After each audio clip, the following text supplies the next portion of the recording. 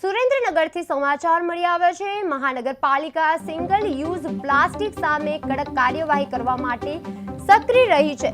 ભવ્ય સેલ્સના ગોડાઉન પર દરોડો પાડી રહ્યું છે અને 2.5 ટન જેટલું પ્લાસ્ટિક જપ્ત કરવામાં આવ્યું છે, જેના અંદાજિત બજાર મૂલ્ય 10 લાખ રૂપિયાથી વધુ છે। સરકારના નિયમોનું ઉલ્લંઘન કરનાર વેપારીઓ સામે તાત્કાલિક કાયદેસરની કાર્યવાહી કરવામાં આવશે। સુરેન્દ્રનગરમાં પ્લાસ્ટિક જપ્ત કરવામાં આવ્યું છે।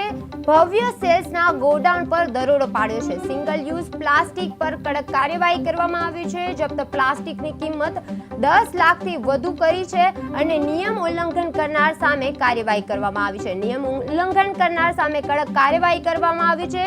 જપ્ત પ્લાસ્ટિકની કિંમત 10 લાખથી વધુ છે। નમસ્કાર। સુરેન્દ્રનગર મહાનગરપાલિકાના માનનીય કમિશનર સાહેબની સૂચના તથા ડેપ્યુટી કમિશનર સાહેબના માર્ગદર્શન હેઠળ સુરેન્દ્રનગર મહાનગરપાલિકાની સોલિડ વેસ્ટ મેનેજમેન્ટની ટીમ દ્વારા આજે સરકાર દ્વારા પ્રતિબંધિત જે સિંગલ યુઝ પ્લાસ્ટિક છે તેને વિરુદ્ધ ડ્રાઈવ કરવામાં આવી હતી। ત્યારે આજ રોજ સુરેન્દ્રનગરના ભવ્ય સેલ્સ નામના દુકાનદારના ગોડાઉન ઉપર રેડ કરતા 150થી વધારે સિંગલ યુઝ પ્લાસ્ટિકના કાર્ટૂન મળી આવેલ છે। અંદાજિત 2.5 થી 3 ટન જેટલો માલ છે અને તેની અંદાજિત રકમ 8 થી 10 લાખ રૂપિયા જેટલી થાય છે। ત્યારે શહેરીજનોને આ તકે વિનંતી કરવામાં આવે છે કે સિંગલ યુઝ પ્લાસ્ટિકની ખરીદી બંધ કરો અને વેપારીઓને પણ વેચાણ ઉપર